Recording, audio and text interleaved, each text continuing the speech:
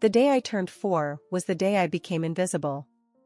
Not in a cool, superhero kind of way, but in a my parents literally forget I exist kind of way. That's because my brother, Michael, came into the world, and suddenly, I might as well have been a piece of furniture for all the attention I got. My dad, Joe, was the kind of guy who had his heart set on passing his car repair shops down to a son. So, when Michael was born, it was like he won the lottery.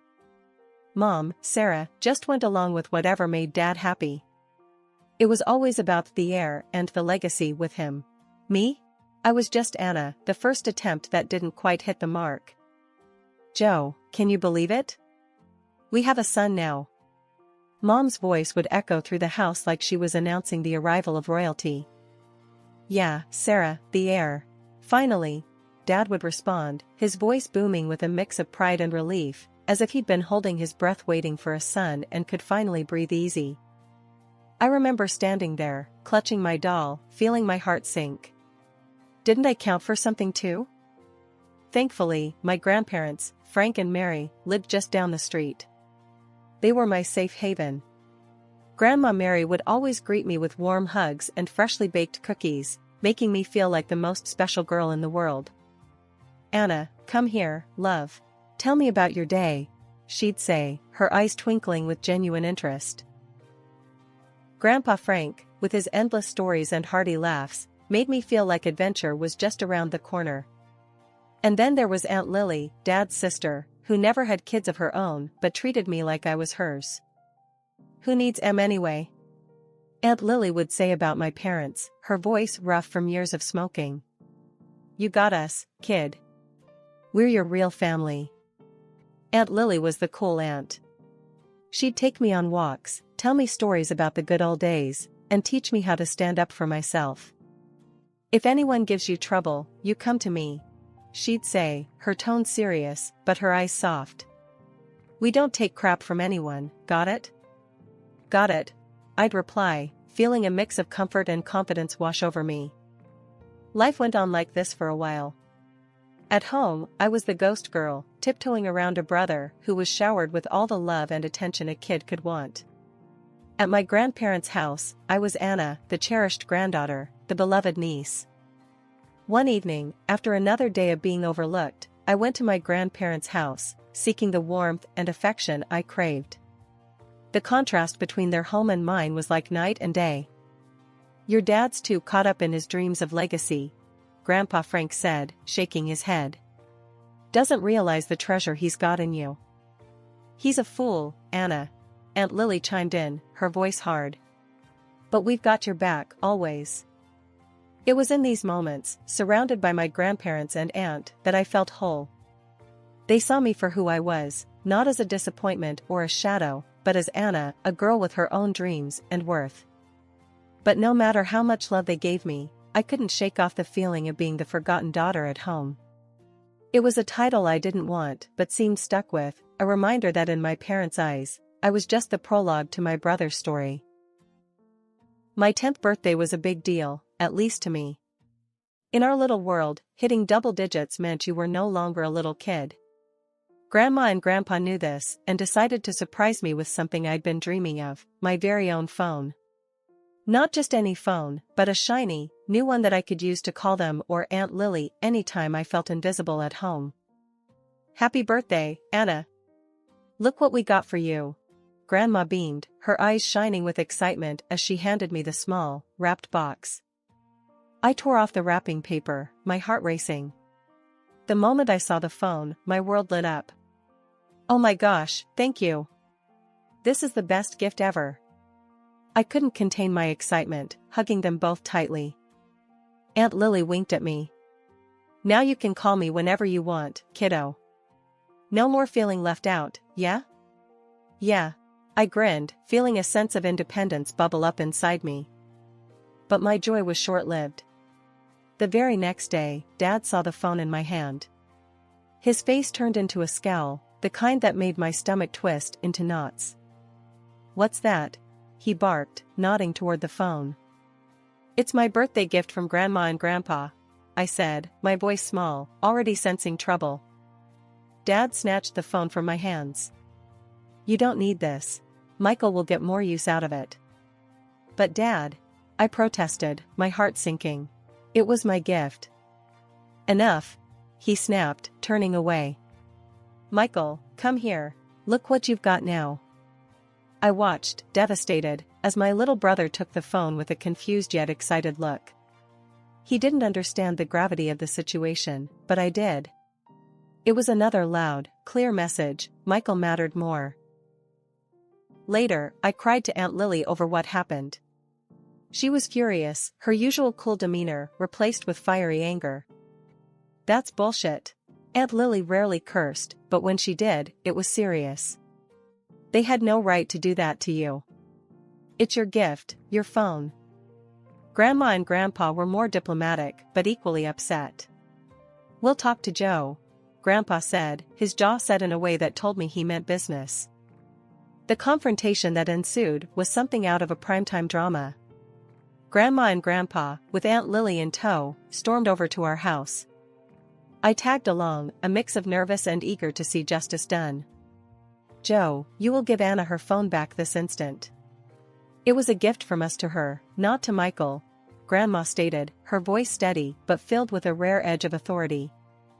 Dad looked taken aback, not used to being challenged, especially in his own home. It's just a phone. Michael can.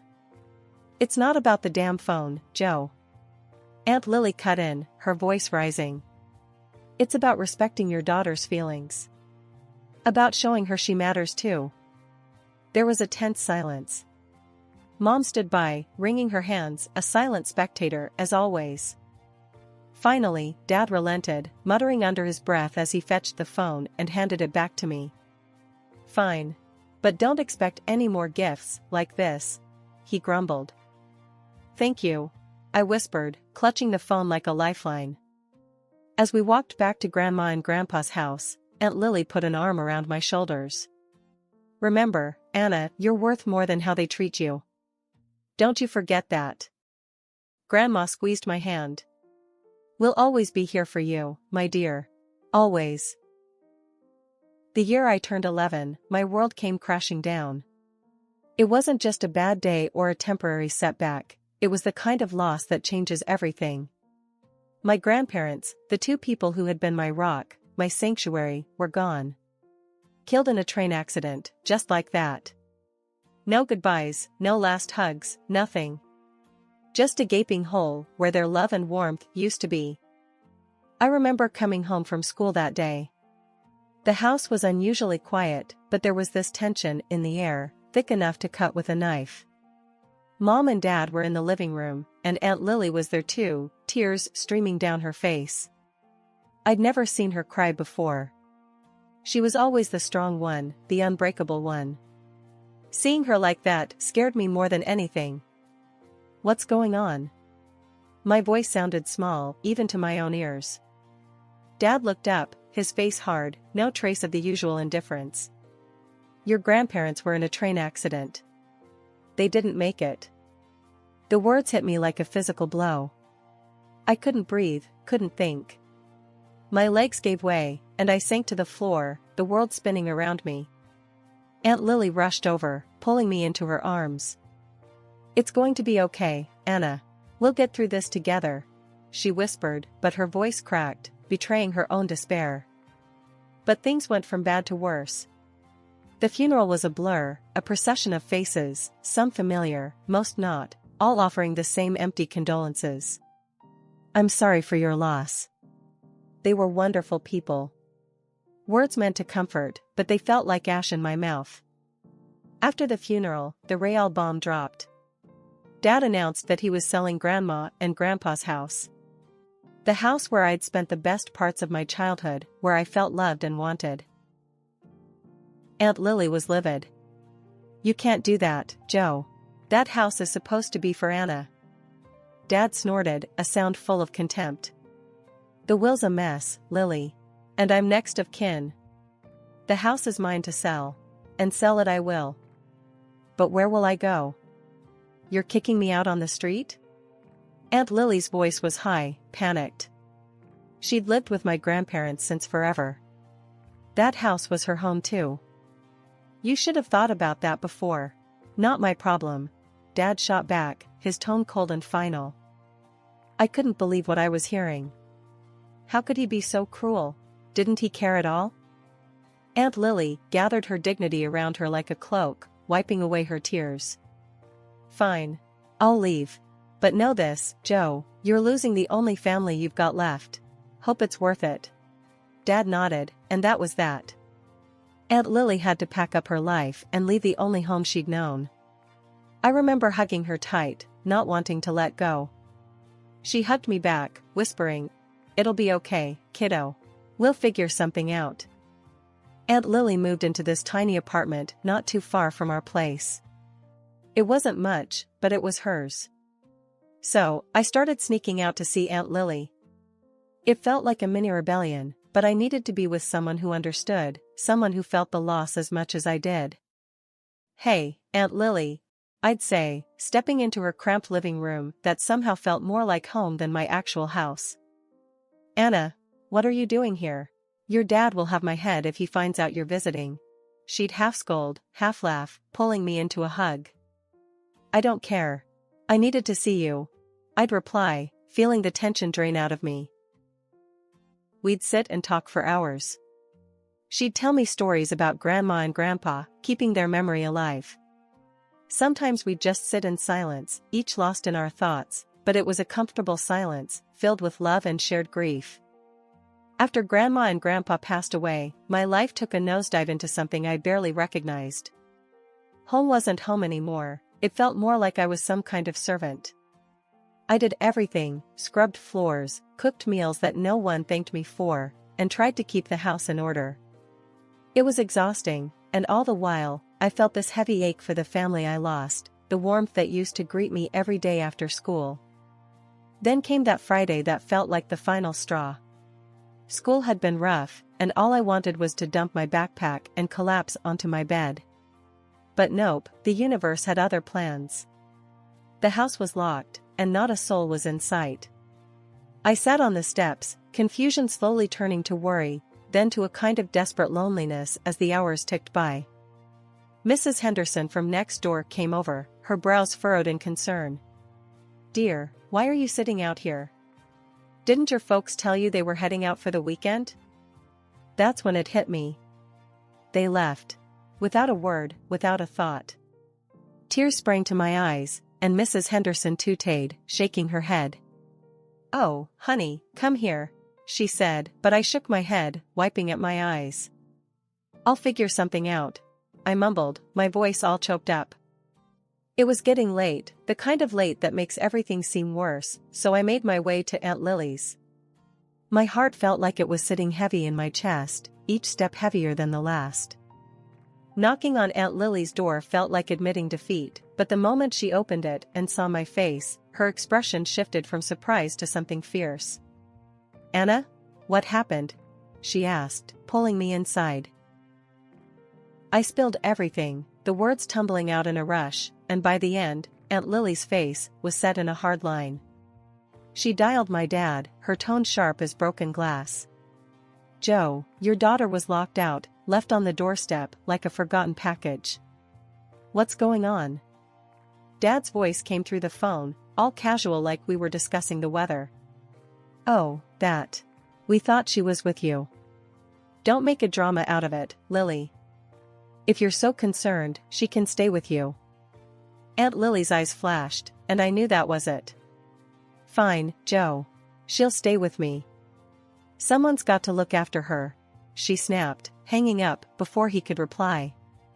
That night, Aunt Lily made space for me, a little nook in her apartment that felt more welcoming and warm than my entire house had felt in months. "You're with me now, kiddo. We'll make it work, you and me," she said, her voice soft but determined. And I stayed with her. Later, as I could understand with my childish mind, she got the status of guardian over me. Life with Aunt Lily was different. We didn't have much, stretching every dollar till it screamed, but there was laughter in that small apartment, and a kind of peace I hadn't felt in a long time. We were a team, tackling everything from bills to grocery shopping with a can-do spirit that made even the hard days seem okay. Living with Aunt Lily, things started to look up in ways I hadn't dared to hope. She pushed me, always in that tough love way of hers, to not let the past define my future. "You're smarter than you give yourself credit for, kiddo. Use that brain for something big," she'd say, nudging me towards the stack of college brochures piled on our tiny kitchen table. I hit the books hard. School became my escape, a place where I could prove to myself, and maybe a bit to my parents, wherever they were, that I was more than just a forgotten daughter. Nights were long, filled with study sessions that stretched until the streetlights outside flickered off. One evening, Aunt Lily caught me dozing off into my textbook. "You're burning the candle at both ends, Anna. Don't run yourself ragged." I rubbed my eyes, yawning. "I've gotta. Scholarships, Aunt Lily. It's the only way I'm getting into college." She sat down next to me, her voice serious. "I know, honey. Just, don't forget to breathe. You've got this, but don't forget to live a little too." Her words stuck with me, a gentle reminder that while the future was important, so was the present. When acceptance letters started rolling in, Aunt Lily and I jumped around our living room like a couple of loons.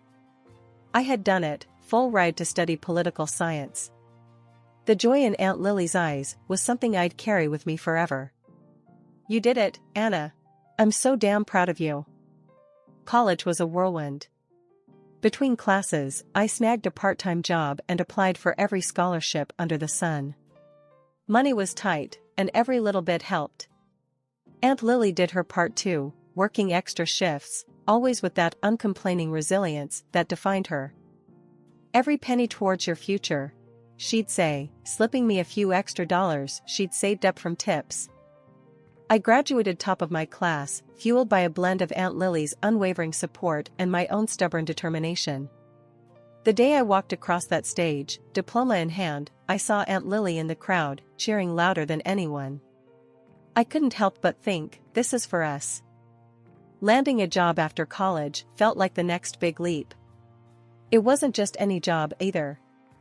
A renowned think tank had seen potential in me, a kid from nowhere with nothing but grit and a degree.